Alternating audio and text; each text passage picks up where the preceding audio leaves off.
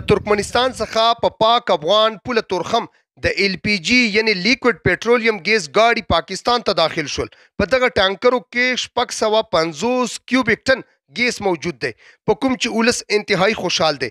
ځایي خلک د حکومت څخه غوښتنه کوي چې په پاک افغان لویه لار دی دغه د ګیس ټانکرو ته په مکمل تور سکیورټي ورکړي، ځکه چې پاک افغان لویه لار زیاتره په آبادۍ کې تر پیښور رسیدلی. ولس وایي چې دغه ګټورې او ولسخوښه منصوبې ته مکمل سکیورټي پکار ده چې څه ناخوښه پیښه منځته رانشي.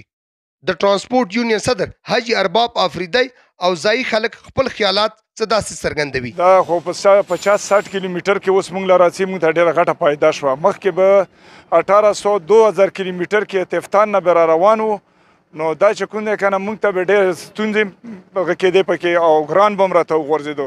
افیک انرژي والا ډېره مهرباني دا موږ ته هغو دا شی دغه کړو او دا معاهده یې وکړه، نو ډېر موږ خوشحاله یو پرې باندې. ملک له ترقي را روانه او ملک په انشاءالله دې سره ترقي وو. تاسو ته پته و چې مشکلاتو سره زموږ ملک پاکستان ډېر وجزه ملک دی.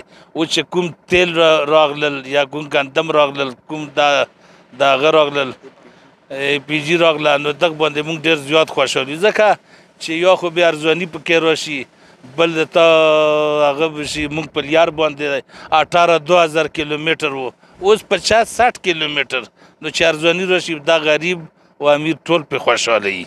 د ترکمنستان دغه معاهده تاسو وینو چې اوس دغه ایل پی جی ګیس لنډي کوتل ته رسېدلی او دلته د یو ګاډي نه بل ګاډي ته ټرانسفر کیږي چې وروسته به دا 70 کیلومتر ځي او پیښور په مختلفو علاقو کې به دغه ګیس عوامو ته په ارزان قیمت باندې ملاویږي، چې په دغه باندې خلک انتهایی زیات خوشحال دي. د کیمرامین عمر شینواری سره خلیل جبران، خیبر نیوز، لنډي کوتل.